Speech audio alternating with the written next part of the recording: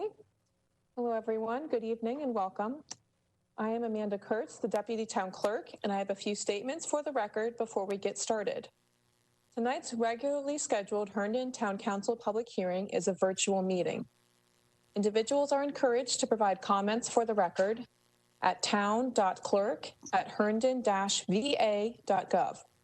The public hearing meeting this evening is conducted electronically pursuant to Virginia Code Section 2.23708.2 as amended, the Order of the Governor EO-53 as amended, and in accordance with Ordinance 20-0-23, Continuity of Governmental Operations during Pandemic Disaster COVID-19, adopted on March 24th, 2020 by the Herndon Town Council as amended. Proper notice of the electronic meeting was provided in accordance with Section 2.23708.2 of the Code of Virginia, along with information for viewing the meeting and submitting comments for the record. The agenda and meeting materials are available on the town's website. Electronic meetings will begin with a roll call to determine a quorum. All votes, including adjournment, will be by roll call vote. Thank you, Madam Mayor. Thank you, Amanda. I will go ahead and call our May 12th Town Council public hearing to order and ask the clerk to please call the roll. As the clerk does call attendance, go ahead and unmute your microphone and respond by clearly stating your name and indicating that you are present. Amanda. Town Manager Bill Ashton. Town Manager Bill Ashton is present. Town Attorney Lisa Yates. Town Attorney Lisa Yates, present. Vice Mayor Olam. Vice Mayor Olam, present. Councilmember Baker. Councilmember Baker, present. Councilmember Delagula. Councilmember Delagula, present. Councilmember DeCall. Councilmember DeCall, present. Councilmember Friedrichs. Councilmember Signe Friedrichs, present. Councilmember McKenna. Bill McKenna's here. And Mayor Merkel. Lisa Merkel is present. For the record, we have a quorum electronically. As we just stated, Bill Ashton, our town manager, and Lisa Yates, our town attorney, are present. As stated by the clerk, tonight's meeting is conducted by electronic means pursuant to the appropriate laws during this pandemic emergency. Council, like always, please raise your hands physically to be recognized and state your name before providing comments and or making motions or seconds. And as luck would have it, I've started sneezing in the past couple of minutes, so I'll try to keep it together over here, but I apologize in advance for that. We do have one set of minutes up for approval this evening. Is there a motion to approve the April 28th public hearing minutes? Moved. Pradeep DeCall. Second, Sheila Olam. Thank you. We have a motion made by Mr. DeCall and seconded by the Vice Mayor. Is there discussion on the motion?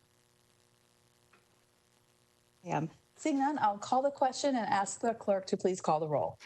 Vice Mayor Olam. Olam, yes. Councilmember Baker. Baker, yes. Councilmember Delagula. Councilmember Delagula, yes. Councilmember DeCall. Councilmember DeCall, yes. Councilmember Friedrichs. Councilmember Friedrichs, yes. Councilmember McKenna. Bill McKenna's a yes. Mayor Merkel. Lisa Merkel, yes. That motion carries unanimously. I will recognize our town manager, Bill Ashton, to provide an update on the continuity of operations and matters related to the pandemic emergency. So, Mr. Town Manager, welcome this evening. Thank you, Madam Mayor. This is Bill Ashton, Town Manager. Much has happened over the last 72 hours or so related to the emergency.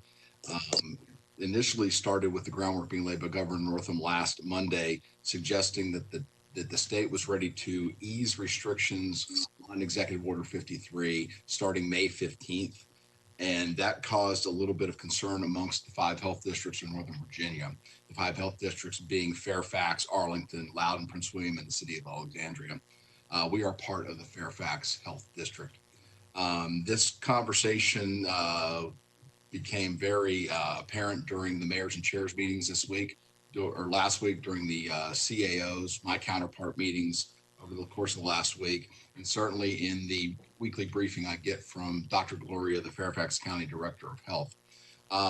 There were several gating benchmarks that we'd have to get as a state to go into what the governor was calling phase one of the Forward Virginia plan. They included the downward trend of positive tests over a period of 14 days, the downward trend of hospitalization over the same period, enough hospital beds and intensive care capacity, an increasing and sustainable supply of PPE, and increased testing and tracing. It was the considered opinion of the health districts in Northern Virginia that we, as a region, failed to meet those criteria, or we were unable to assess those criteria. So over the course, by the end of the week, various regional leaders had gotten together and met with Clark Mercer, the chief of staff for the governor, virtually. And we were asked that if we as a region would like to forego the reopening or the loosening on the 15th, we could. The governor would not be open to a piecemeal approach where one jurisdiction did and another one did not. We would have to go as a region or not go as a region. So over the course of the weekend, the governor was contacted to suggest that we were not in position, and the memorandum went accordingly. Moving downward percentage of positive tests over 14 days, the health departments were unable to assess that. We weren't seeing it at all. So it was unmet.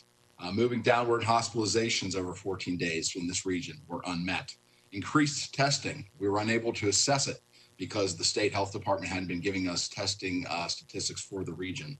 Increased contact tracing capacity was considered unmet by the health directors. Enough hospital beds and intensive care capacity, they were unable to assess it to their satisfaction. And the increasing supply of sustainable PPE was unmet. Where the hospitals are in pretty good shape, the outpatient facilities, the long-term care facilities where we're seeing some significant problems with mortality rates do not have the sustainable supply of PPE in Northern Virginia at this time. So given these things, earlier today, the governor issued Executive Order number 62. It's the order of public health emergency number 4. And it is entitled Jurisdictions Temporarily Delayed from Entering Phase 1 in Executive Order 61 and Permitted to Remain in Phase 0, and that is the Northern Virginia region. In this executive order, we are named as a town as one of the jurisdictions in there. And if I can quote from the governor's executive order, the Northern Virginia region has about a 25% positivity rate.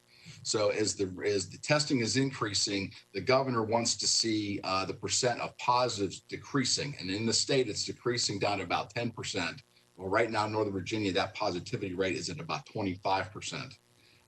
He goes on to say further, in the last 24 hours, the Northern Virginia region reported over 700 new cases, while the rest of the Commonwealth reported approximately 270. On any given day, 70% of the Commonwealth's positive cases are attributable to Northern Virginia. He then went on to discuss the PPE problem in Northern Virginia as another reason why he was extending in this executive order 53. So all the same closures, all the same restrictions that were in place then remain in place now under this executive order for the Northern Virginia region. This, he then goes on to say in the executive order that Northern Virginia's entrance into phase 1 will be delayed and restrictions above shall remain in place until midnight, May 8, 2020. May 28th, 2020. So that is extending by 2 weeks the movement into phase 1 for Northern Virginia. I would suggest that that's going to be revisited at some point. And even talking to the health directors, a lot of the Northern Virginia health directors are talking about June 10th as a potential date. But this is definitely a 2-week delay by the governor. Earlier today, or right after this came out, the Fairfax County Health Department released a news release that is getting into more additional data being tracked on their website. In addition to where they're tracking now cases, hospitalizations, fatalities, rates by age, racial, and ethnic groups, the epidemic curve and the trajectory of cases, the Fairfax Health District now is tracking probable cases, deceased cases by age group, and COVID testing by week. So these things will help us better assess when we get to the end of the 2 weeks whether or not we are meeting the governor's gating criteria for phase 1. But as of now, we are not. The executive order was sent down, was shared with the attorney and with the police chief. They are looking at it now as far as what we need to be doing as a town or what we need to be thinking about as a town moving forward. And also this affects our reopening as a government entity. So the things we talked about a week ago, those principles and those overarching guidelines are still in place. We are still playing with the timelines to be consistent with the governor's order. So that is probably the biggest news we have right now, Madam Mayor. So I'll turn it back to you. Thank you, Mr. Town Manager. Are there questions from council about any of these items? Anybody? Okay, thank you for that update. That does bring us to comments from the council. And as a reminder, comments are limited to continuity of government or items related to the emergency. And if you don't mind, I'll just call on you in the order that I see you on my screen. Does that work for you guys? That way I don't get confused. Okay, I'll start with you, Ms. Baker. No comments tonight. Thank you. Mr. McKenna. Nothing to report, Madam Mayor. Thank you. Mr. De Aguila. No comments, Madam Mayor. Thank you. Mr. DeCall. No comments, Madam Mayor. Thank you. Thank you. Ms. Friedrichs. Thank you. And Vice Mayor. I just want to remind everyone, please wear these. Something, a scarf, anything. When you're out, whether you're going to the grocery store, if you're taking a walk, just take them with you. You got gloves, wear those. Stay safe, and we can get out of this sooner than later, all in one piece. Thank you. Thank you, Madam Vice Mayor. It's nice to have a public health major on the council here. We do have several public hearings this evening, and I'm going to outline the process for the WebEx. So bear with me for just a moment. At the appropriate time in each public hearing, I will ask those members of the public who are logged in and watching and are wishing to address the council to on a public hearing item to click the hand icon on your WebEx screen to raise your hands. There are instructions for participation that are available on the screen, and they're also posted on our town's website on the agendas and minutes page. In order to make sure that we see everyone who wishes to speak, we're going to pause for a few seconds to wait for members of the public to have a chance to raise their hands.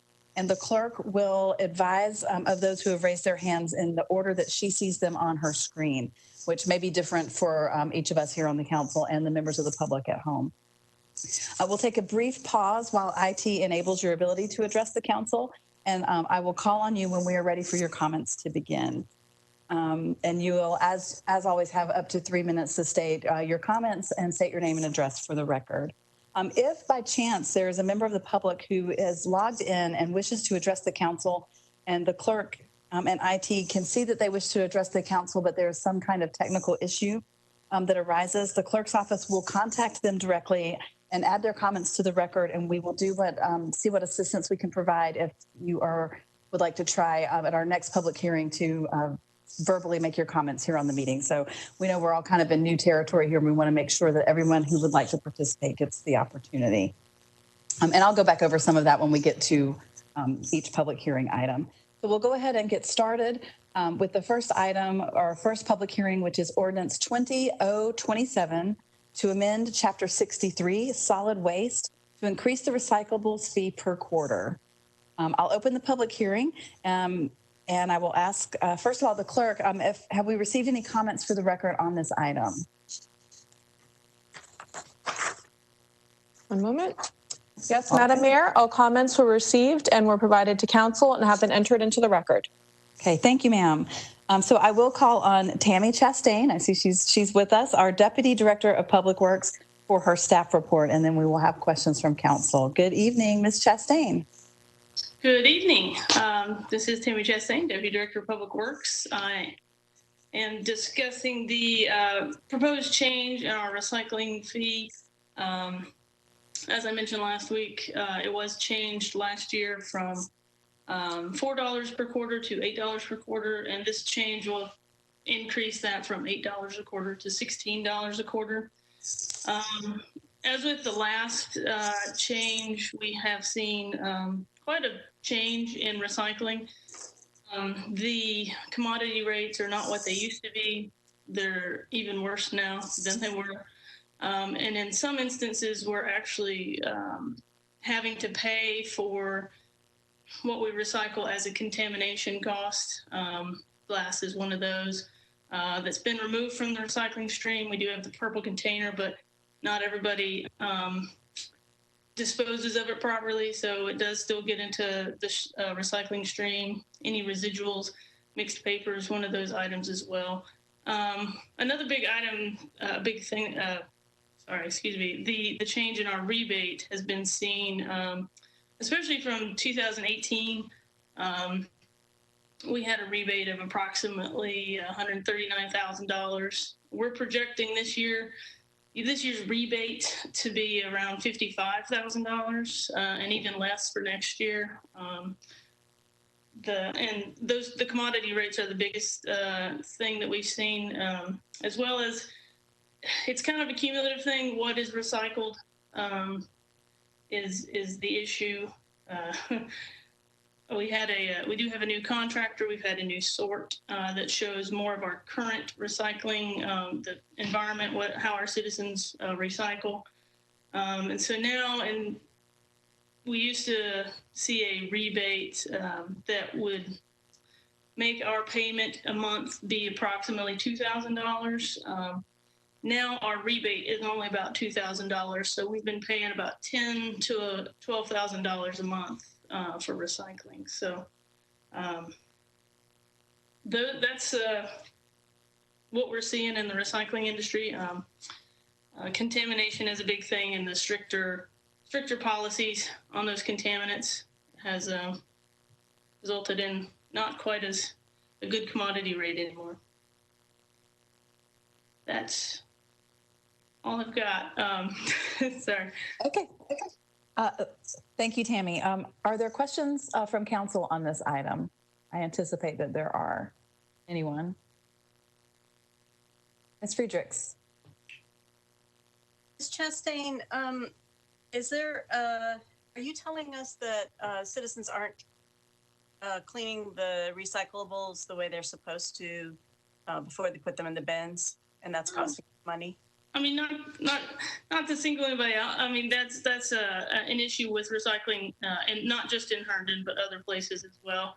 The contamination, they're not as flexible on that anymore. So you have different items that come in and attach, and it makes the sort harder to do. So some of that is, what we recycle, that isn't actually recyclable.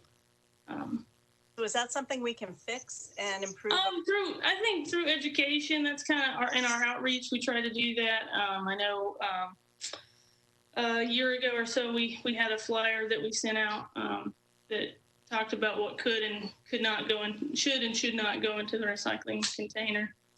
And then shortly after that, the glass happened, and that should no longer go into the recycle single stream. So. And are you saying that within the past, I'm sorry, I don't mean to be, Nope. I'm just trying to make sure I understand. So within the past year, we've gone from $139,000 to $55,000 in rebates.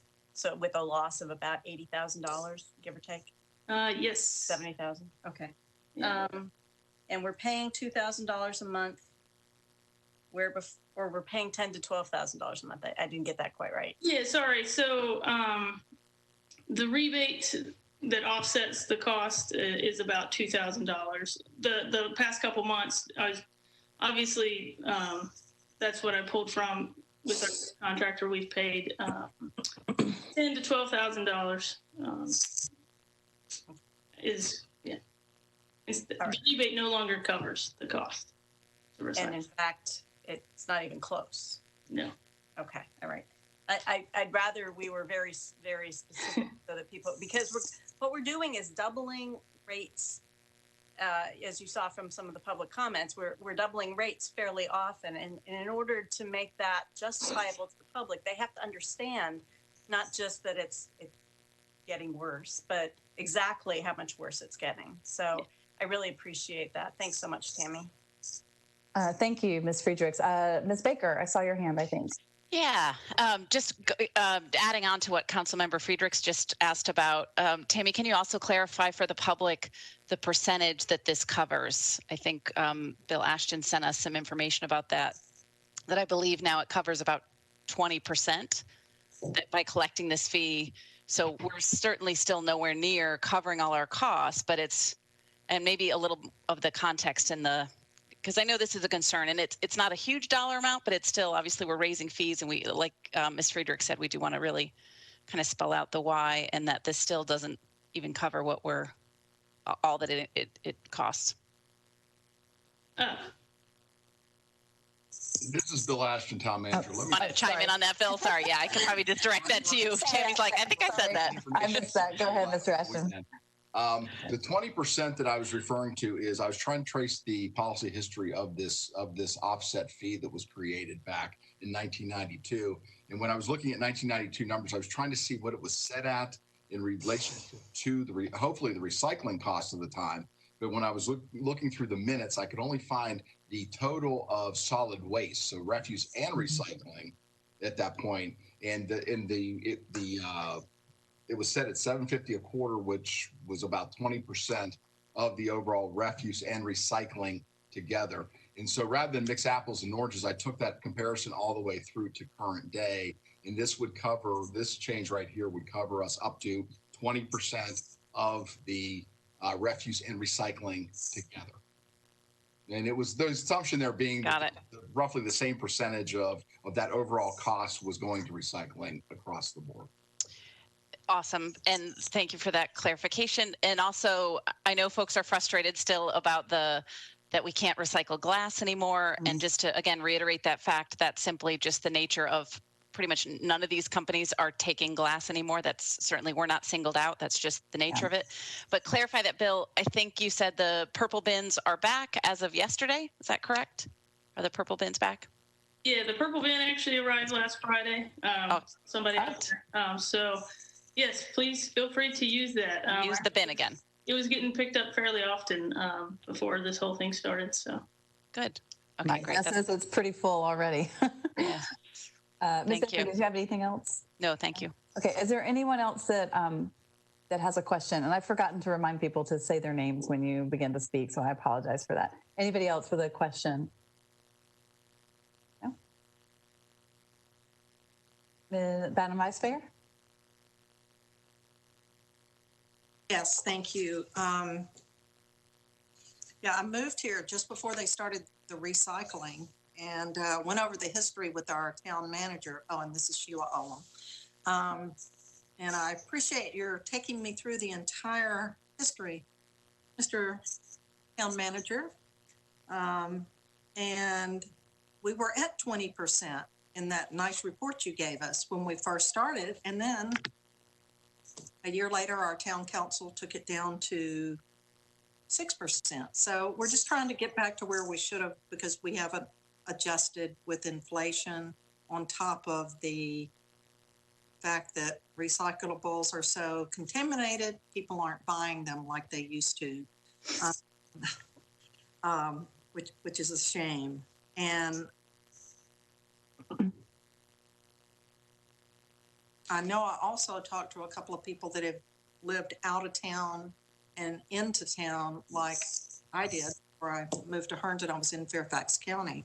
And I was amazed that my HOA fee and the town of Herndon fees, which included my trash, were less than what I had been paying outside of the town of Herndon in Fairfax County. And the same is still true with our water. So I think we're still getting a great bang for our buck.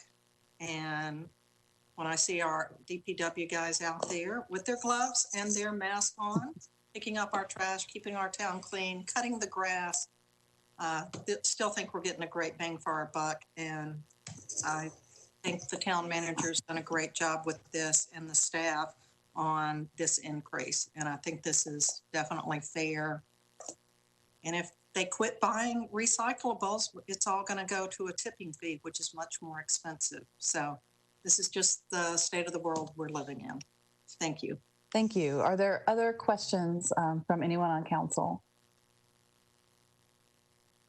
Yeah, Mr. Town Manager, I just wanted to clarify that it looked like in the information you sent us on Friday or Saturday, whenever it came through, that the intention was never to completely cover all of the costs, but to offset the costs that we were incurring to provide recycling, and that this is part of is this intended to be part of our taxpayer services that we provide, or are we hoping to make it an enterprise fund at some point? Well, obviously, these are policy decisions for the council to make, and we would react to them however you choose. But the history of the fee, if you go back to 1992 when recycling was put into play, you read the minutes from the time, there was a discussion of this being a means to offset the increased cost of recycling to the overall solid waste program. And that's why the fee was established. And it was discussed as an offset. There were points in there where people testified in the public hearing. Some people that are still around and testifying, today, as a matter of fact, that we're talking about how this is a taxpayer service and a benefit to the town, and that the recycling fee should not be even considered at the time, because that's part of the nature of who we are as a town and the services we provide. As you look throughout the history of it moving forward, the various points where they were looking at changing the fee, upping the fee, or whatever, that seemed to be the general theme, that this was still to be an offset. This is the attempt to be an offset. And that offset was a policy choice of the council at the time and council since. This council or future councils can make the policy choices they wish to make, and staff will do what we need to do to accommodate you. Thank you, Madam Mayor. Thank you. Are there any other questions before we move to public comment? Anyone? Okay. Thank you so much. And thank you, Ms. Chastain. So this is a public hearing. So I will ask those of you who are logged in as attendees who would like to address the council on this item to click your hand icon in the WebEx to raise your hand.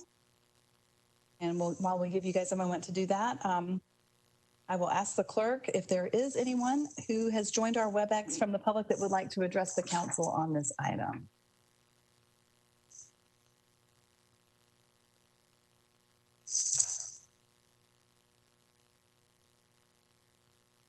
And we are pausing to make sure we have a chance to. Yes, no, Madam Mayor. Yeah, I do not see anybody with their hand raised for this item. Okay. Thank you very much. So seeing no speakers, the public hearing remains open, and we will move to council level for discussion and action on this item. I move. Yeah, Madam Mayor, I move. Oh, sorry, Councilmember Baker. I move we approve. Second by Vice Mayor Olem. Okay, so we have a motion to approve the ordinance made by Jen Baker, Councilmember Baker, and seconded by Vice Mayor Olem. Is there discussion on this motion? Anyone? No additional discussion. Okay, thank you. Ms. Vice Mayor. Thank you. This is Sheila Olem, Vice Mayor. I just want to say, even with this increase, if you look at what people around the county are paying, not only we're going to be paying $313.72 a year for our trash and recycled pickup, but that also includes our yard debris, which I know right now during this emergency is not being picked up, just so we can take care of our staff and have the most low-level services possible so that we can keep people safe and keep our employees safe. But if you were in Fairfax County, you would be paying for trash can and one recycle can $539 a month. So that's compared with $313 for the town. But if you want two cans, trash cans, that's going to go up to $683 a year. So that's significantly more.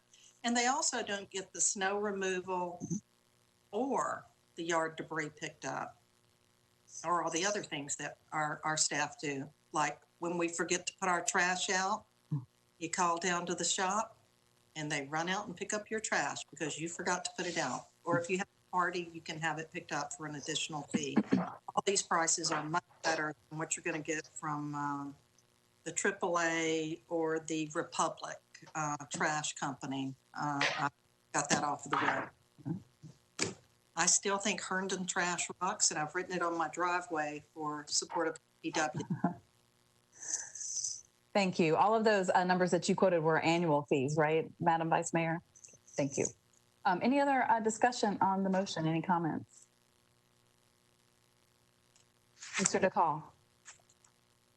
Thank you, Madam Mayor. I just wanted to discuss about this agenda item. We've received many comments regarding why we are increasing this fee. So just wanted to, reiterate what we just discussed. We know that we are going through a tough time right now because of COVID-19. And, any government makes all these amusement and all these facilities and services to the people because of the taxpayers' money. So if we want more services, if we want better development, it comes from taxpayers' money. But having said that, because of the situation right now, because a lot of people are losing jobs and unemployment is going up, because of that, increasing the real estate tax, which was probably due for 10 years, we put that on hold because we are also concerned and we understand the concern people are going through. So, and on this one, the gap is increasing, the operation expense, OPEX, and then the operation revenue, the gap is widening. And if we let it be that way, there will be a time that we will no longer be able to narrow that gap. So this is the time to do that. And, we are increasing from $8 to $16, which is 100% increase. But if you see, it's a quarterly. So that's $64 a year versus, increasing the real estate tax by 1%. So that's why we opted this one, because this will be a less burden to people, especially at this time of economic uncertainty. That's why, I support this one as well. Okay, thank you. Madam Town Attorney, did you have a point of clarification for us? Thank you, Madam Mayor. You moved the council level without closing the public hearing and remaining open to be continued to the next set of meetings. And I want to clarify that the motion was to continue and not adopt. I'm not sure what we heard. And I believe that was Councilmember Baker. It Yes. should be continued. So I think the motion was made to adopt, but do we need to continue? I'll defer to. Yeah, I apologize. This is Councilmember Baker. Sure. I thought we could approve this one, but it was only the other budget line items that we couldn't. But so sorry, I can change that if you need me to. Let me inquire the town manager if there was some reason that this was pulled out. It may be, it may have to do with the rest of the entire budget. I apologize for the confusion. Mr. Town Manager. Madam Mayor, point of order, real quick. Sorry to do this, but the motion was made. It's on the floor. We either need to vote it up or down, but we can't modify it. It's actually a motion that's on the floor now. I agree. Agreed. We just need to get clarification though on whether we can.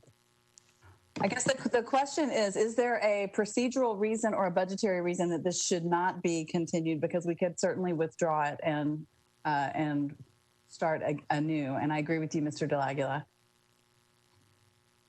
This is Bill Ashton, Town Manager. Thank you, Madam Mayor. I had no reason for continuing. I thought it was a legal question. That's why I was questioning it. So I don't want to, it seems like the town attorney and I are playing ping pong here, but Okay. I'll put the ball back on her side of the net. So I guess I have the same question. So I understand that we've advertised the budget as a whole and those items to be 2 public hearings. Have we done the same for this item? This item was advertised to be on the agenda, I believe, twice. Okay, so what's the proper meetings and the next set of meetings? Okay, I apologize then. I did not realize that. So is the proper thing to withdraw the motion and to ask for a new main motion? Is that the correct way to address it? I'm receiving clarification from the clerk regarding the advertising. Okay, one moment. Yes, this was advertised for 2 town council public hearings. So Okay. at this point, the motion can be voted down and another motion can take its place, or the motion can be withdrawn. But the motion is on the floor. Okay, so I will go to the motion maker. Ms. Baker, would you like to withdraw your motion? Yes, I would like to. This is Councilmember Baker. I would like to withdraw my motion. So, And can I make a new motion? So the motion is withdrawn. Is that adequate, Madam Town Attorney? It is. We don't step in this very often. Okay, I apologize.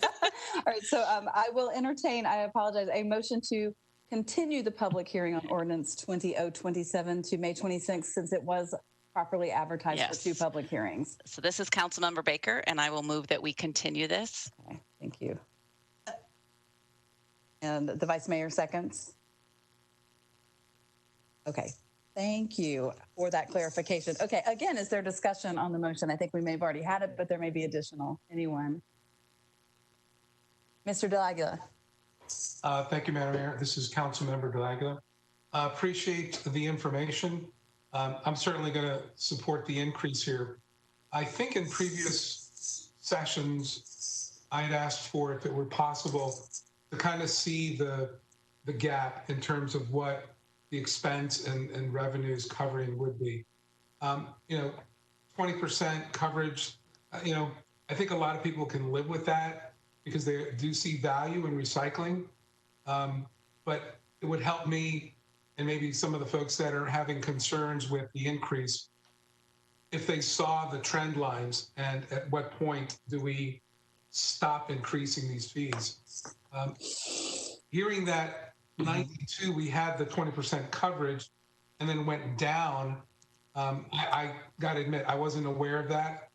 I think my view is we as a town need to constantly readjust our revenues.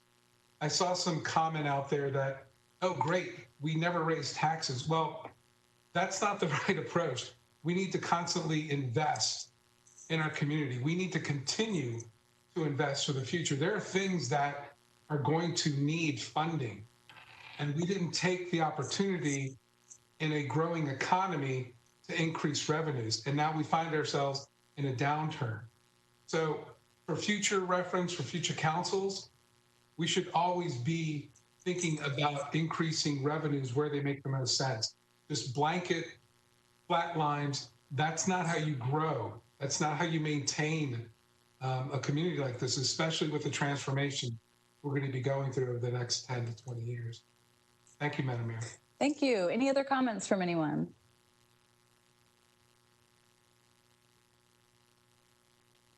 Okay, sorry, my screen just went black, but now you guys are back. So we have a motion to continue made by Ms. Baker and seconded by the Vice Mayor. And if there's no further discussion, I will ask the clerk to please call the roll to continue until May 26th. Okay. Vice Mayor Olam. Excuse me, Vice Mayor Olam, yes. Councilmember Baker. Councilmember Baker, yes. Councilmember De Aguila. Councilmember De Aguila, yes. Councilmember DeCall. Councilmember DeCall, yes. Councilmember Friedrichs. Councilmember Friedrichs, yes. Councilmember McKenna. Bill McKenna is a yes. Mayor Merkel. Mayor Merkel is yes, so that motion carries, and we will discuss it again in a couple of weeks. That brings us to the fiscal year 2021 budget. The next 3 items relate to this budget. And for information, the town manager did develop a proposed budget prior to COVID-19, and it was provided to the town council and to the public per state law by April 1st. Over the past month, staff has worked to update the proposed budget to accommodate the new fiscal realities that have been imposed on all of us by COVID-19.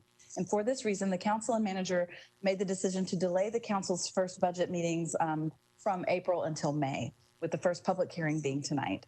I'll open the public hearing and ask the clerk if we have received comments for the record on these budget items.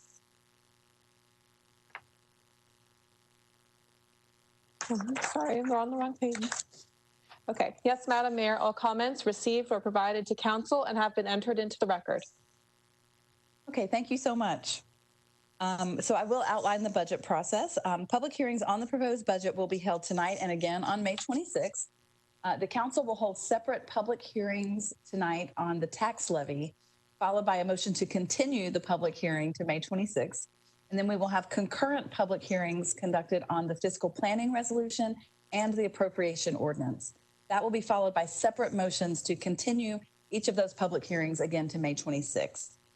The record will remain open, and individuals should continue to email their comments to the town clerk, who will distribute those to the town manager and the town council and enter it into the record officially. Before we get started, I will ask our town clerk to enter into the record all signed transactional disclosure declarations that have been received pursuant to sections 2.2 3112B23 and 2.2 3115.5G, the Code of Virginia. Madam Town Clerk. Yes, thank you, Madam Mayor. For the record, Mayor Merkel and Councilmember DeCall each provided signed statements for the record that throughout the year, they may be invited as a guest to attend events hosted by various organizations, some of which may receive funds or services from the town. The statements indicate that they are able to participate in the budget deliberations regarding nonprofit organizations fairly, objectively, and in the public interest, and that the appropriate disclosures have been filed with the town clerk and town attorney. And Vice Mayor Olem and council members Baker, Del Aguila, Friedrichs, and McKenna each provided signed statements for the record that they are unpaid volunteers for various organizations in the community, some of which may receive funds or services from the town. Throughout the year, they may be invited to attend events hosted by these organizations as guests. The statements indicate that they are able to participate in the budget deliberations regarding nonprofit organizations fairly, objectively, and in the public interest, and that the appropriate disclosures have been filed with the town clerk and the town attorney. Okay, thank you, Amanda. So I will recognize Bill Ashton, our town manager, for the presentation on the proposed 2021 budget, which includes items 5 through 7 on our agenda this evening, which is the tax levy ordinance, the fiscal planning resolution, and the appropriation ordinance. And I believe the Director of Finance and Budget Manager are both available for this discussion as well. Mr. Town Manager. Madam Mayor, thank you very much. This is Bill Ashton, Town Manager. Before we get started, can we just do a quick sound check for Jenny? Because I think we're having some. Oh, dear. Please. Okay. I'm here. Okay, you're there. Excellent. All right. Well, she's just being quiet. We're not used to that. I need to make sure my security blanket is here while I do this. Presentation. Right. Thank you, sir. Thank you. Tonight, Madam Mayor, we're going to recap last week's presentation because we have a new audience. It's televised. There's some new people on this WebEx, and we want to make sure that they see what you all have been seeing, what we've been briefing you. And how I envision this moving forward is that we're going to give you a similar presentation as to what we gave you in the work session. And then when we come back to the public hearing, a work session for next time, and then the public hearing after that, we are going to delve into the enterprise funds because this is a more general fund centric budget discussion. So we'll take whatever concerns, questions you have, we'll bring them back in 2 weeks, and then we'll add the enterprise funds into the mix as well. So without further ado, slide please, Jess. Thank you very much. Just to give you everybody that's out there watching and listening, the background of the budget, how this takes place is starting in January. The town council gives to the manager priorities that they are interested in crafting a budget around. In January, these included activities for the 2035 vision. They wanted us in a very hot labor market to demonstrate a commitment to the town employees, and they wanted to continue to do the various things that we've been working on for years and years to promote the town's strong fiscal position, and they wanted that to carry forth.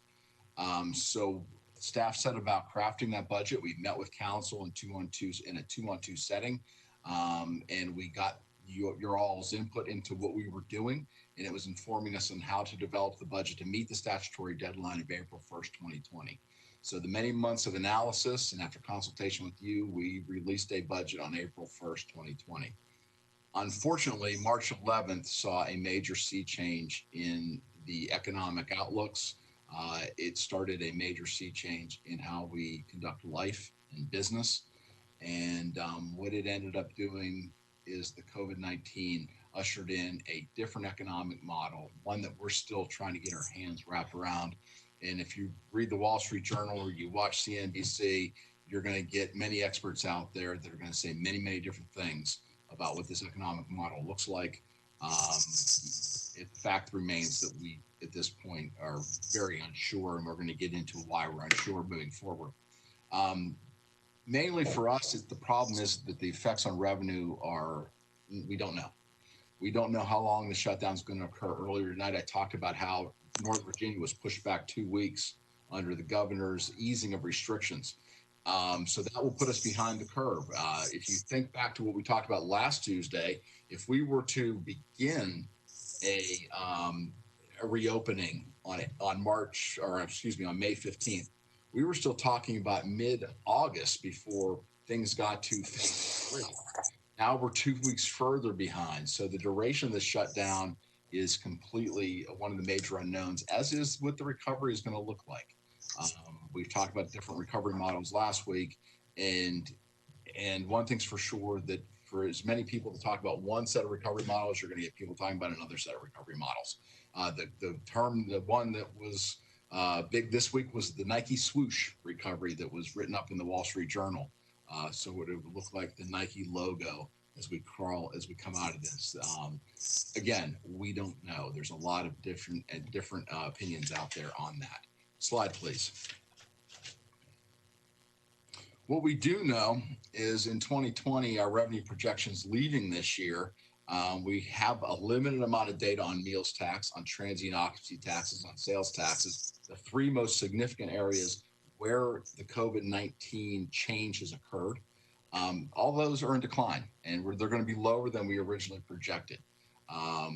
These declines were partially offset by very strong BPOL revenues. Now, if you recall, BPOL revenues are something where, and again, for those out there, this is business, professional, occupational licensing revenues. Those revenues, we always under budget because they tend to be volatile. And this year, they tend to be more aggressive, and we were the beneficiaries of that coming in. And those strong revenue increases helped offset some of these declines. Another area where we saw significant declines is we had to close Parks and Recreation. So we saw significant declines in charges for service, especially in the Parks and Recreation area. So these are things that are happening right now. As we talked about last week, we project that revenue stabilization, a reserve fund set aside specifically for this purpose, it is funded at $1.8 million. We project we're probably going to need about $420,000 of that to balance this year's budget, trying to get out of this year. Slide, please. Just to reiterate once again, this is the revised revenue projections that we're looking at. So we're seeing about a 6.1% decline. Our 2020 revised projection is sitting somewhere just under $35 million total. Slide, please. The good news is, as soon as this began to break back in March 11th, you got a sense that this was going to hit us dramatically on the revenue side of the equation. So we immediately began to clamp down on our expenditures. We enacted a hiring freeze. We froze overtime. Travel and training were off the table. We put a cap on operations and maintenance expenditures. We suspended the use of P cards so we could try to funnel all purchasing through the finance department so we could watch it like a hawk is coming through. We also canceled all capital expenditures except the ones that were funded by other jurisdictions, grant-funded expenditures that were either funded by state, federal, or other local dollars that were put in to do, and they're mainly transportation projects. We can certainly talk about that later if you so desire. Slide, please. So with that, as we look at our expenditures, by taking these various actions and then by adding in $420,000 of fund balance reserve, we will balance this budget coming out at just under $35 million, or a 6.4% decrease in our budget moving forward. Slide, please. So as we set about trying to get a new budget, I'm not talking about the April 1st budget that was released. We went to print with what we had. that as we tried to look at how do we put a realistic budget into play, there is significant challenges. The most of which is the limited data that we have.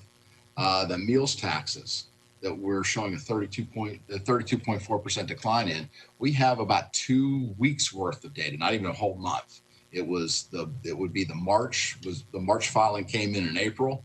And so it would have been the month of it. March was in the filing, but half of that month was in a COVID environment and half was not. So we don't have good comparative data on our restaurants and how they're doing right now. Same thing with transient occupancy. We saw a 62% decline in our hotel taxes.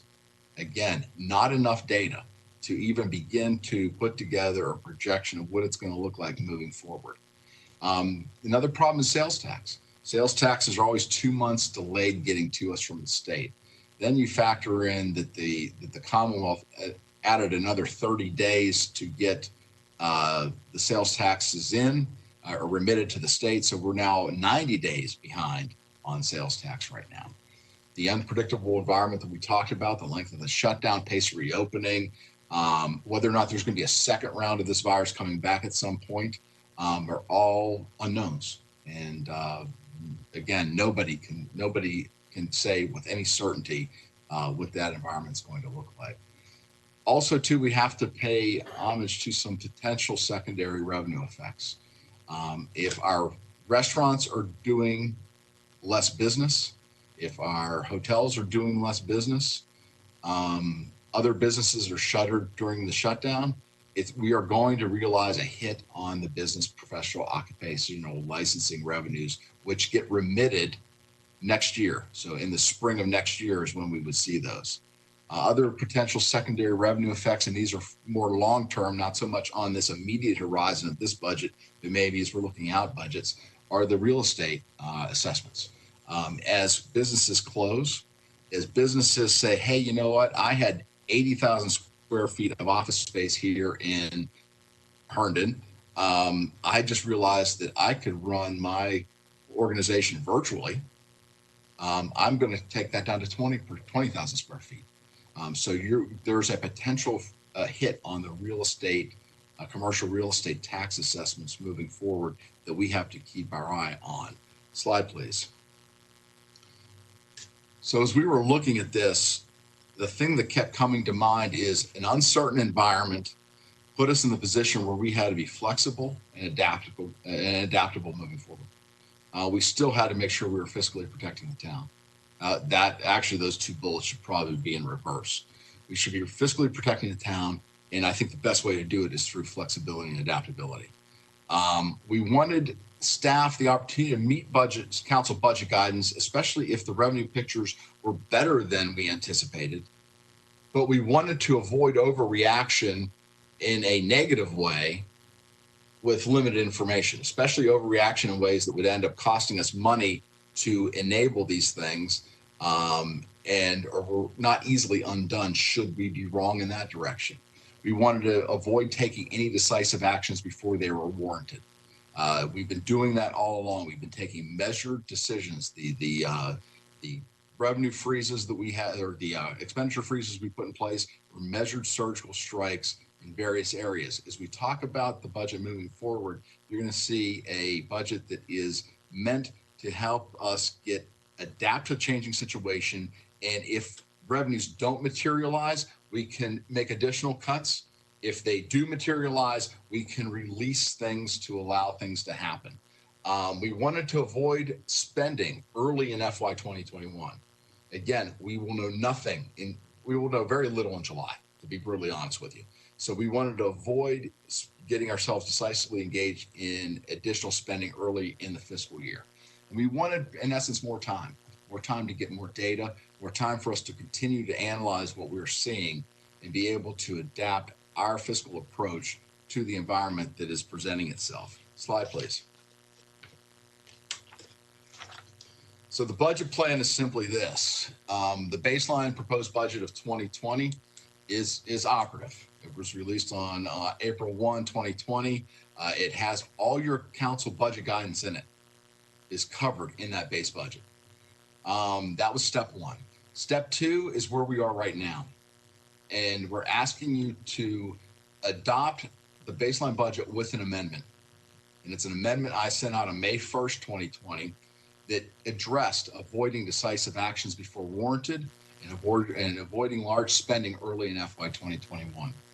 And then the moment you adopt this budget, should you decide to do that, I'm also asking you to adopt a strict spending plan. It's what we've been calling the bridge document. It was also released May 1, 2020. This will give us the flexibility and adaptability. It will protect us moving forward. It will reset our baselines to allow us to adapt to a changing environment, and it will buy us time to get better data and perform better analysis. Slide, please. So the amendment, step two. So step one has already been released April 1. Step two, the document that we sent to you on May 1st, is to amend the proposed 2020 budget to remove the 1 cent increase to the real estate tax rate that was envisioned in the April 1st document. We're asking you to remove it. We're asking you also to take our normally under budgeted BPOL number and pull it back even more. We're asking you to remove anything related to pay for employees, where the market rate adjustment that we had in that document and the pay for performance in that document. We want that all removed out. These are things, in the case of the market rate adjustment, that would be enacted immediately on July 1 and would raise our costs at a time when we can't afford to raise our costs. So we want all that removed out of this budget. And we're asking you to then also remove a $56,000 line item for contingency. Again, this whole budget process and how we're moving forward is a budget of contingency. Everything is based on contingency, so we don't need to have that cushion because, as we talk about later, our cushions lie elsewhere.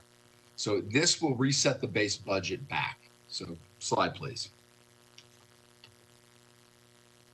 So here you're taking a quick look at the version 2 with the real estate tax increase removed from the revenue picture, and you're just taking a quick look at the revenues as they were in the initial, and we're going to get to where we're going with this in the bridge document momentarily. So it resets the base budget back to 38 million. Slide, please.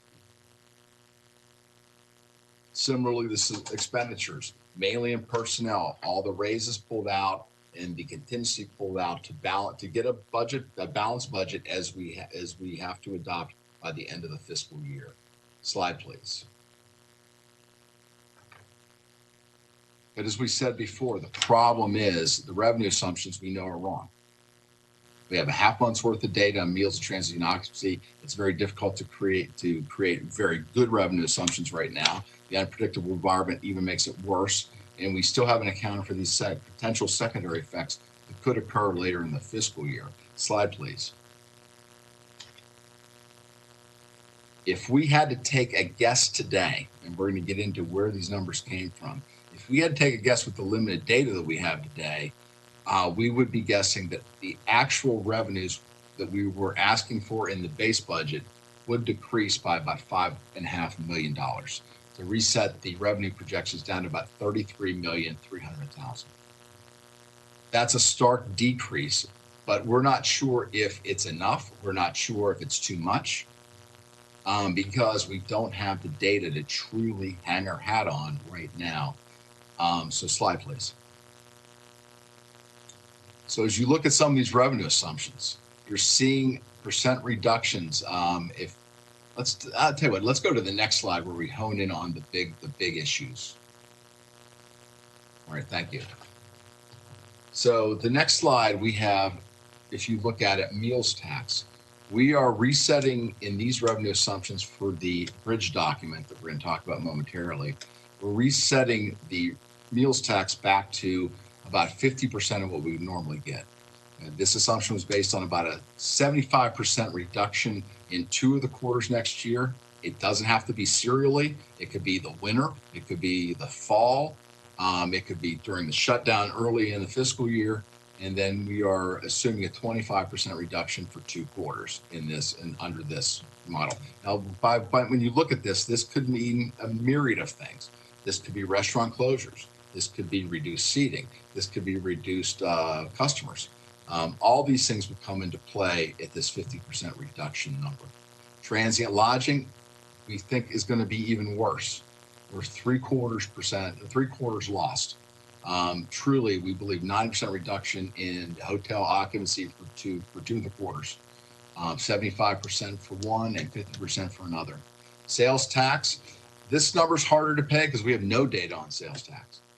That said, we have some experts. There was a study that I sent to you all out of Old Dominion University done by Ron Carlee that suggested that 15% is probably where the hit in sales tax would happen. So we set this for roughly about the same. Just to remind you, sales tax isn't derived off of sales taxes in the town. It is a statewide sales tax that we get a prorated share based on our school-age children. So even though that people aren't going into brick and mortar stores in Herndon, if they're clicking on Amazon, they're getting sales tax that would then go into the sales tax computation. Parks and Rec fees, we anticipate a major hit to Parks and Recreation for this next year. Again, getting them open, getting them back up, getting them up in a way where we're not spending a lot of money, all are on our minds right now, and we see that as a pretty significant decrease in revenue for next year. Slide, please. So that moves us to the step 3. So we have a budget that has revenues that we know we're not going to hit those targets. We suspect we're probably going to be closer to 5.5 million loss. We may go more than 5.5 million. But we're resetting with those revenues. We want to be able to reset our spending back to the revenues we would have. So this comes in with a strict spending plan. The third step that we would ask for you to adopt with the budget. This strict spending plan calls for truly freezing any spending in the O&M and capital that do not directly relate to COVID, do not directly relate to public safety, public health, waste management, transportation, those things. But if we take everything else and we look at the O&M expenditures everywhere else, we're asking you to sequester 5.5 million of that coming out of the gate. Now, what this will cause us to do is create revenue benchmarks. As we move through the fiscal year, we will take a look. As we get more data, we can better hone in on what that benchmark ought to be. The benchmark to hit 50% in meals tax, we would create them in July, August, September, and we would look, are we meeting the benchmark? If we are, then continue the plan. If we are exceeding the benchmark, then we can start having conversations about releasing elements of the sequester. But again, that will be your decision when we move forward. And Jenny can explain later why a sequester is a better way to do this than just not funding it at all, and then coming back and ask for funding later. We can cover that for you in a few minutes.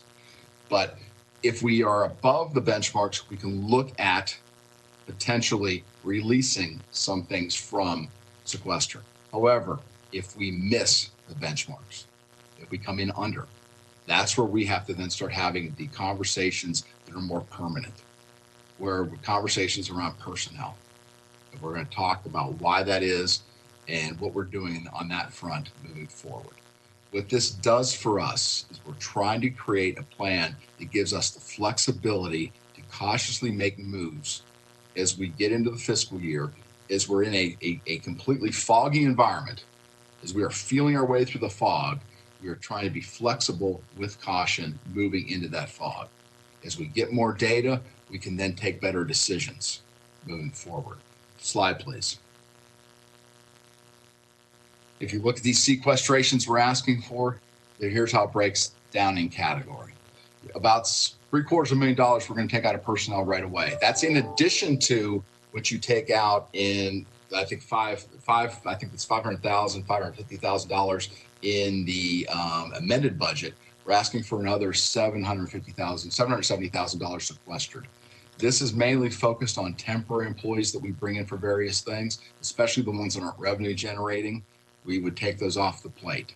We're also asking for about $2.5 million in operations and maintenance, about $1 million in capital. We would all ask for you to sequester at this point moving forward. Slide, please. To get into deeper detail, this is what we're talking about. These items right here make up the 5.5 million we're asking you to set aside, appropriate. Don't allow me to spend unless I come back to you and ask you and you grant me permission to spend it. So you still remain in control of this 5.5.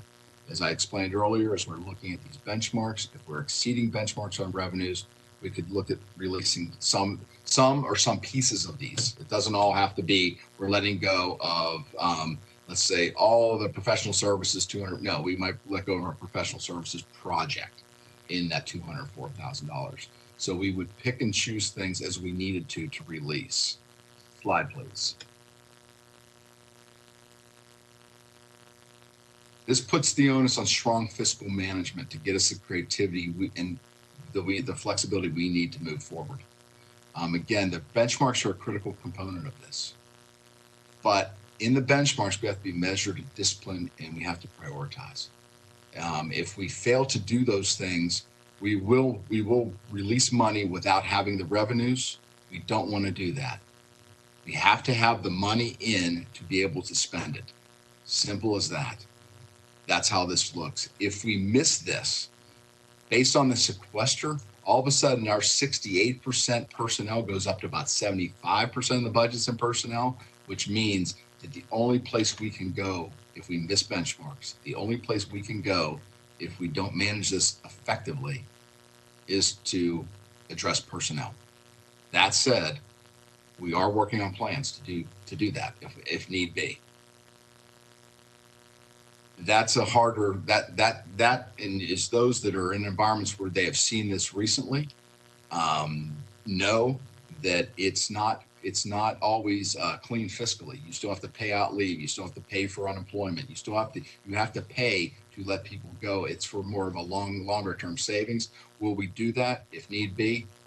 Absolutely. But we're trying to create an environment where that is our last line of defense. Moving forward. Slide, please. So just to wrap up, this is, I've been in this town government for many, many years. I've watched the budget take place in the exact same format every year I've been here. There's been some different changes made, maybe delayed, maybe continued for a couple of weeks, more data needed, that sort of thing. I've never seen anything like this. And I would argue that none of my counterparts in any of the other jurisdictions have either. This is an unusual process, but it's an unusual process for unusual and uncertain times. The way in which we're taking a base budget, amending it, and then immediately sequestering money behind it is something that this town has never done before. We're forging new ground on this question. But I think this will give us the flexibility we need. The benchmarks will be something that we would be discussing with you throughout next fiscal year. As we move into the fiscal year, I can imagine us having a regular and routine conversation on revenues, a regular and routine conversation on the benchmarks, or regular and routine conversations on either releasing sequester or taking additional personnel actions. But what this does for us is it buys us the time to get better situational awareness that we don't have today with 2 weeks worth of data. We'll know a little bit more here in about a week and a half when we get the April returns in. We'll probably not have them completely crunched by the time this goes for adoption in 2 weeks. But again, this is something where we're taking data in and we're analyzing it regularly. And Jenny can get into that in greater detail.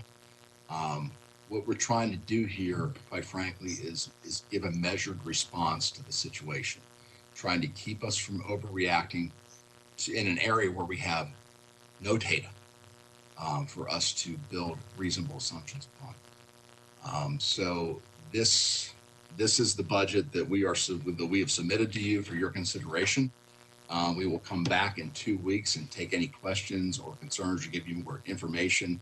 I would love to give you more information as we move forward, but in 2 weeks we'll come back and we'll talk in more detail about the enterprise funds, which actually there's some issues there as well in terms of revenues and various things, but not nearly as stark as what we're seeing in the general fund. So with that, Madam Mayor, I will yield back to you and be available. And Jenny and Karen is also on as well. We're available for your questions if you so desire.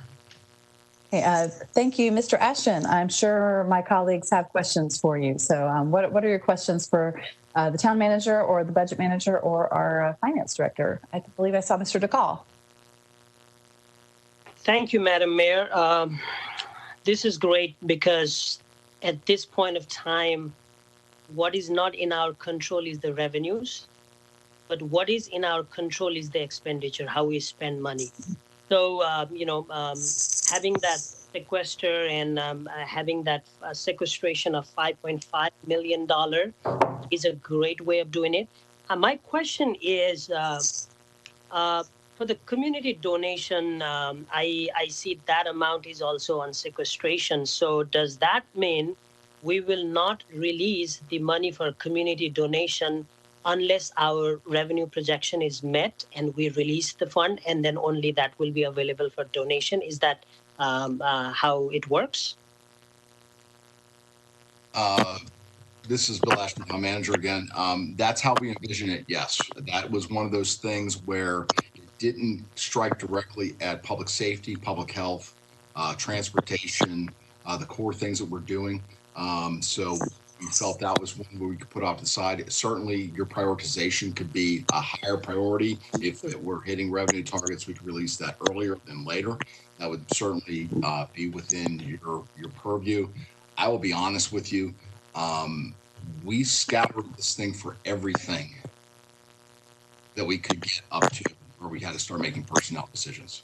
And so what you're seeing on that list is everything that we could get without hamstringing us in some critical areas or up into personnel decisions. Great, thank you. And I have one more question. I saw $20,000 in sequestration on the speed signs, and my feeling is, we live in a small town and our speed limit is mostly 25. So that speed limit sign is very important. So if it is possible, let's move that item out of sequestration, and that's priority because we have pedestrians, we have biking people, and we have people.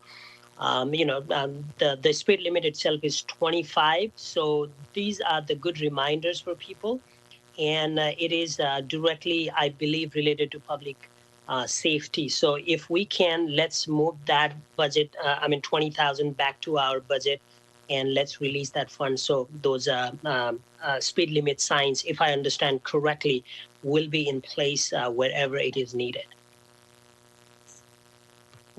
Thank you. Are there other questions from my colleagues? I'm sure there are. Was that you, Ms. Friedrichs? Yes. Thank you. So because I couldn't really get a good view of that, I just wanted to ask, since we're spending revenue stabilization funds in this fiscal year, and there's a certain amount of revenue stabilization funds, or as I like to call it, rainy day funds, is that built into the next year's budget, or did you pull that funding for rebuilding that out of the budget for is that being sequestered, I guess is what I'm saying? This is Bill Ashton, town manager again. The contributions to that fund, how we built it up to 1.8 million, we are not envisioning the replacement of the 400,000 this year going back in. So we would be left with about a $1.3 million in that fund. Keep in mind, we also have approximately $900,000 in a standard contingency fund we use. We have a capital investment fund that's sitting just south of 2 million. Nod, Jenny, if I'm right. Yes, that's right. And appreciate it. And then we also have the undesignated fund balance that is still sitting out there, which is by your policy, set at 20%, which is a good AAA bond rated jurisdictions policy that most would do. And we are now sitting probably at about 29.5%, let's say, give or take, almost 30% of undesignated fund balance. So that's close to $10 million sitting in that fund as well, of which the majority, 2/3 of that is in the protected half. We can still access it, and there are mechanisms to do that. So no, we're not looking at adding to any fund balance in this budget moving forward. That said, how we normally add to those balances is good fiscal management over the course of the year. Vacancy savings usually makes up a big chunk of it. If we get extra BPOL revenue, and as we bring various things in under budget that we do routinely on a regular basis, we bring things in under budget. All of that would trip into those contingency funds that we're talking about and fill those up. But we have there's no line item anywhere in the budget where we're talking about a contribution of next year's revenues going back to replace the money that has come out. Do we have sufficient in that fund? I mean, it sounds like we have sufficient in that fund for practical reasons, but in terms of our bond rating, is it at the right level for us to, if we should borrow money, still keep our bond rating at that AAA? This is Bill Ashton again. Absolutely. I think that we are in very, very good capital shape. That's the one thing that is missed from a capital perspective, a good place. From a cash flow perspective, money in, money out, that's where we're really uncomfortable, and we're watching very closely moving forward. So to answer your question, I think we're in very good shape regarding our capital and what's sitting in the bank.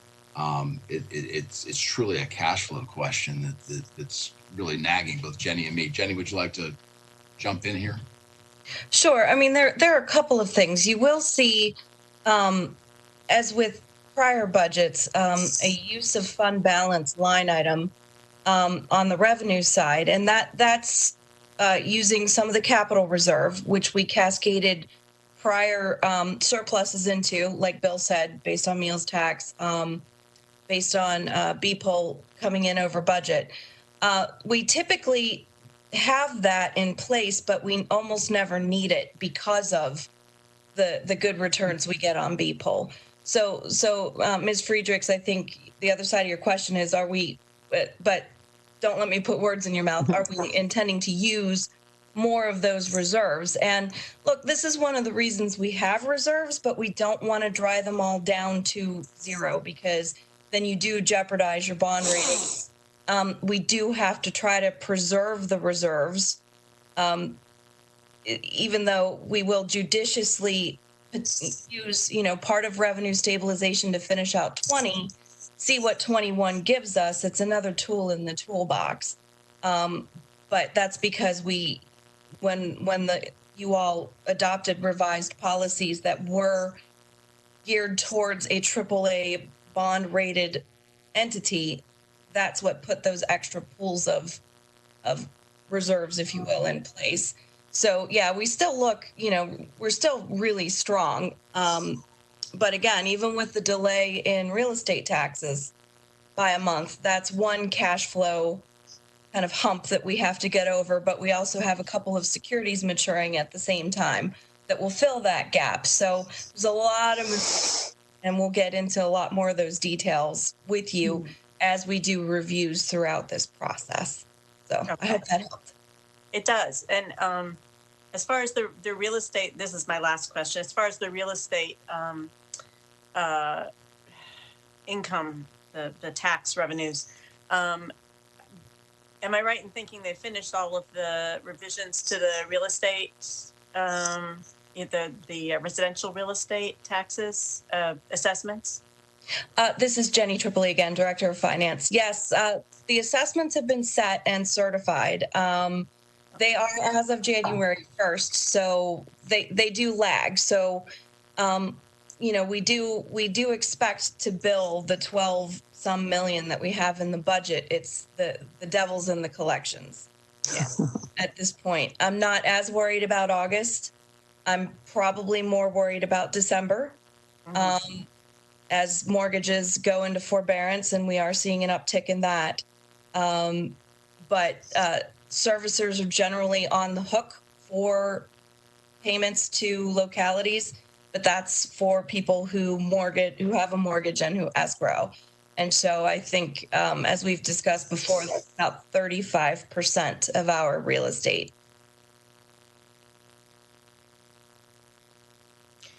Okay, I missed the end of that, but oh, sorry, it's about 35% of our homeowners escrow with a mortgage, and that's how we receive the payment. And so that leaves, the other 65% through other means. So I want to thank you guys, because it's just very impressive. And I know it could be, as Councilmember Del Aguila often says, a worst case scenario. And I'm very worried about that, but it does sound like you're planning really carefully and not overreacting, but not underreacting. So I do appreciate it. Thank you, Jenny. Thank you, Ms. Friedrichs. Who else has questions for staff on this item? And this is all of the items related to the budget. Anyone? No? Okay. Well, thank you very much. I'm sure we will have more discussion next week, as we are planning to of course, continue this for another 2 weeks. This is a public hearing. Let me make sure I'm in the right spot. Yes. The public hearings, the first one is ordinance 20028. This is specifically the ordinance to levy taxes on real estate and manufactured homes and other subjects for the fiscal year 2021 budget. This is a public hearing, so I ask those of you who are attending and wish to address the council on this ordinance specifically to the real estate tax and other levies to click on your hand icon in the WebEx. There are directions on the screen right now. We'll give a moment for the clerk to ascertain if we have people who are interested in participating. And again, this is only regarding the real estate tax rate. If you are interested in other items related to the budget, the next public hearings will be the appropriate time for that. So to the town clerk, is there anyone here who wishes to speak on the tax levy portion of our budget? Madam Mayor, I do not see anybody who wishes to speak. Okay, thank you for that. So let's see, we have no speakers. So is there a motion to continue the public hearing on ordinance 20028 to a date certain of May 26th? This is on the tax levy. Madam Mayor, this is Vice Mayor Olam. I move to continue this public hearing 20-28 to 26. This is Councilmember Baker. I'll second that. Okay. We have a motion to continue made by the Vice Mayor and seconded by Ms. Baker. Is there discussion on the motion? Anyone? Madam Vice Mayor. Thank you. This is Sheila Olam. Just want to make sure the public knows we did get your comments. I reviewed them, and we even had someone that we should go ahead and increase our taxes. But I think in light of everything going on, I appreciate all the town staff's work on this. And one of the things that, as we talk about, we are the previous item on the trash recycling. Everybody in the town doesn't necessarily get trash recycling. So only the people that get the recycling in our trash pickup are going to be affected by that increase. So the people that live in some of the areas, WorldGate comes to mind. They have a private company with their HOA. It was somehow created. And if you ever want to hear about it, I bet the town manager or even Lisa Gillerin, because she's been in community development since WorldGate, as well as quite a few others, she can give you all the ins and outs of that. I'm not going to try and take it off the top. Thank you for all you've done on the budget. Thank you, ma'am. Is there further discussion on the motion to continue? Anyone? Okay, thank you so much. So the public hearing does remain open, and I will ask the clerk to please call the roll on the motion to continue made by the Vice Mayor and seconded by Ms. Baker. Vice Mayor Olam. Mayor Olam, yes. Councilmember Baker. Councilmember Baker, yes. Councilmember Delagula. Councilmember Delagula, yes. Councilmember DeCall. Councilmember DeCall, yes. Councilmember Friedrichs. Councilmember Friedrichs, yes. Councilmember McKenna. Bill McKenna is yes. And Mayor Merkel. Lisa Merkel, yes. That motion to continue carries unanimously. The next, let's see. So the next two public hearings we will hold concurrently, and then we will take separate action on each. So the first one is Resolution 20-G-16 to adopt the fiscal planning resolution for the fiscal year 2021 budget, and Ordinance 20-029, which is the appropriation a document to appropriate funds to implement the fiscal year budget, establish the pay plan, and reserve ongoing and capital funding for this fiscal year. These are public hearings, and I'll ask for those who were wishing to address the council on these items to click your hand icon in the WebEx. Again, the directions are for you there on the screen. We'll give a bit of time for people to participate, and I will ask the clerk when she is ready to let us know if there's anyone who's joined our WebEx and would like to address the council on this item.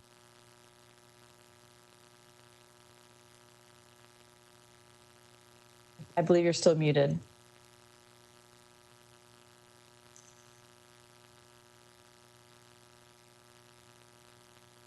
Thank you. I was just quickly conferring with. No, it's all good. Yeah, so I do not see anybody who has their hand raised to speak on these items. No. Okay, so we're certain, but just to be clear to the public who's watching, and this is your opportunity to speak on either of these two items, because after this comment period, we will we will not close the public hearing, but we will move to council level for discussion and action on each of these items. So if you do intend to speak on the budget tonight, this is the one and only opportunity tonight. So just give another couple seconds to be sure. I saw several people logged in to watch. We want to make sure we give an opportunity. So no? No, I don't see any hands raised. Okay. Well, thank you very much. So we have no speakers this evening. So we will move to council level for discussion and action. So is there a motion to continue the public hearing on Resolution 20G16 to a date certain of May 26th? Madam Mayor, this is Councilmember Pradeep Dakal, and I move to continue the budget fiscal planning resolution 20G16 to date certain May 26th. Thank you. Second, Mayor Merkel, this is Olam. Thank you so much. We have a motion to continue made by Mr. DeCall and seconded by the Vice Mayor. Is there discussion on this motion? Anyone? Madam Vice Mayor. This is Vice Mayor Olam. I'm not sure if it should be this one or the next one, but we did have someone concerned that we should stop some of our projects that are going on right now. And I brought this up at the work session, but there are people here listening to the public hearing that may not have been on for that. And I just wanted to get our town manager to just like take a 1 or 2 minutes to talk about a couple of the major projects, like the realigning at Eldon Street downtown and Center Street, and over on the Herndon Parkway by the Metro, and I believe there's a Spring Street that are funded and by other sources, and let the public know why we're going to continue, because that's other people's money.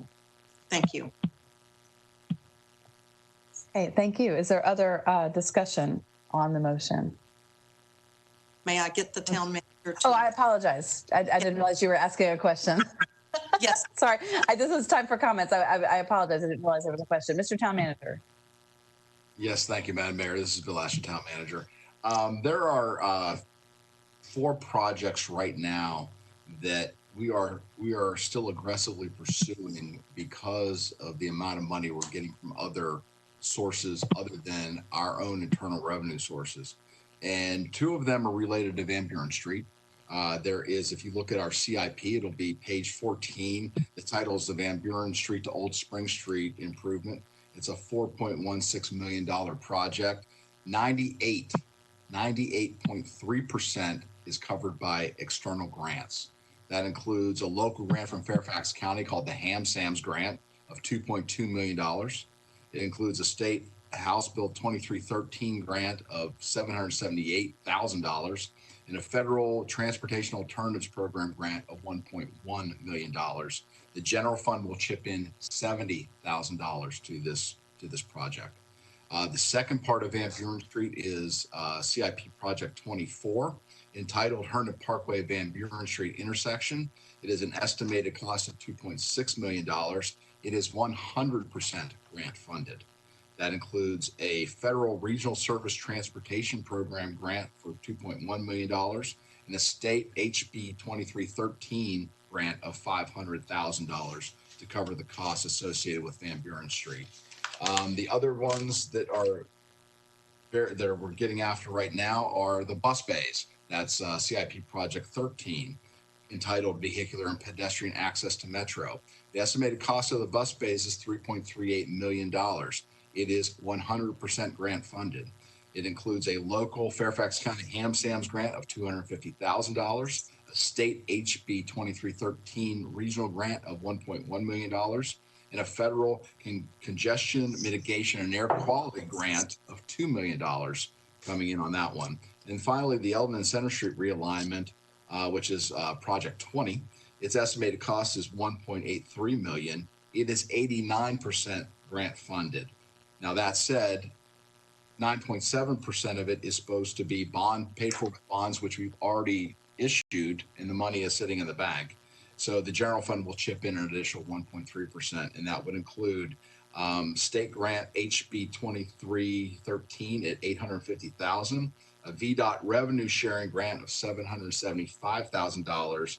The GEO bond is $180,000, and the general fund will chip in $25,000.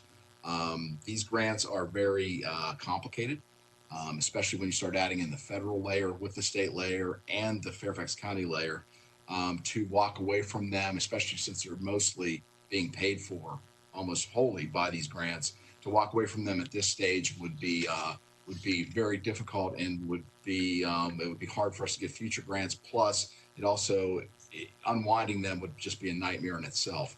So we are proceeding with those projects at a much quicker pace than we normally would. Thank you, Madam Mayor. Thank you. Yes, ma'am, Ms. Vice Mayor. Yeah, so thank you. That's over somewhere in the neighborhood of 12 million, and we're going to be responsible for maybe $1 million. So I just want to make sure the public knows we're not just going on spending money on projects. And thanks to all the staff that put that together over many, many years. Thank you. Thank you for clarifying that. I think that's important. Is there anyone else who would like to comment on this motion, which was made by Mr. DeCall, seconded by the Vice Mayor, to continue our fiscal planning resolution to a date certain of May 26th? Anyone? Okay. So thank you. With that, I will ask the clerk to please call the roll. Okay, for the fiscal planning resolution, Vice Mayor Ola. Vice Mayor Olem, yes. Continue. Yep. Councilmember Baker. Councilmember Baker, yes. Councilmember Delagula. Councilmember Delagula, yes. Councilmember DeCall. Councilmember Takali, yes. Councilmember Friedrichs. Councilmember Friedrichs, yes. Councilmember McKenna. Bill McKenna is yes. Mayor Merkel. Lisa Merkel is yes, and that motion carries unanimously. Finally, we have reached the appropriations ordinance. Is there a motion to continue the public hearing on this item, ordinance 20029, to a date certain of May 26th? Madam Vice Mayor. Yes. I move approval to move this until 20-0-29 until May 20, is it 26? 26. So to clarify, a motion to continue until May 26th. Okay. Is there a second? This is Pradeep Dakal, and Okay. I second the motion. Perfect. So there's a motion on the floor to continue the appropriations ordinance. Is there discussion on the motion? Anyone? Hard to pass this one if we haven't passed the others. Mr. Del Aguila, comments, please. Yeah, just a comment. Thank you, Madam Mayor. This is Councilmember Del Aguila. So I think we talked about this in the work session, and I just kind of want to bring it back.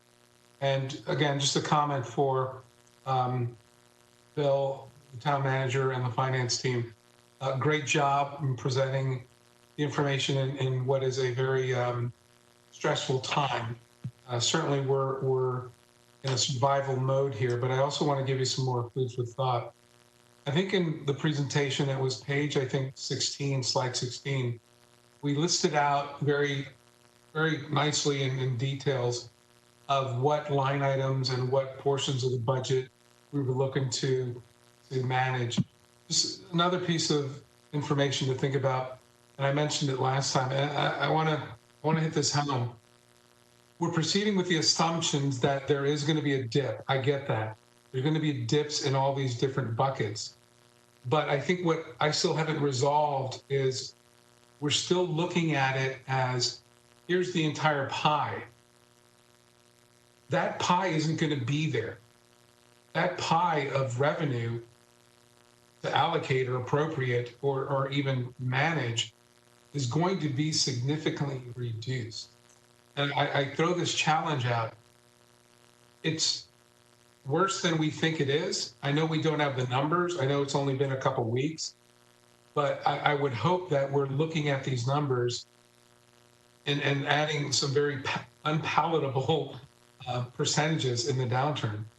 That universe of potential entities contributing to the future revenue will not be there. And I just want to encourage everyone to look at it dispassionately and assume that, you know, we're in a bad situation. I don't think it's as bad as it'll be, but we have to plan for that. And that universe of revenues, generator entities will not be there. And I would just assume, you know, take it to run your models, do 50%, do 30%, but it's not going to be totally there. It's not just that the revenues will be down. Those contributing entities won't be there. And I just want to give that input as we move forward. Thank you, Madam Mayor. Thank you. Other discussion? Anyone? All right, thank you. I concur with my colleagues. I think there's going to be a robust discussion next week because in COVID times, things change rapidly and it's going to be a tough budget. And I agree with my colleagues. We need to look at every angle. So if there's no further discussion, I want to make sure everyone has a chance. So scanning my screen. Okay. So once again, this was a motion to continue the appropriations ordinance made by the Vice Mayor and seconded by Mr. DeCall. So if there's no further discussion, I will ask the clerk to once again, please call the roll. Vice Mayor Olem? Vice Mayor Olem, yes. Councilmember Baker? Councilmember Baker, yes. Councilmember Del Aguila? Councilmember Del Aguila, yes.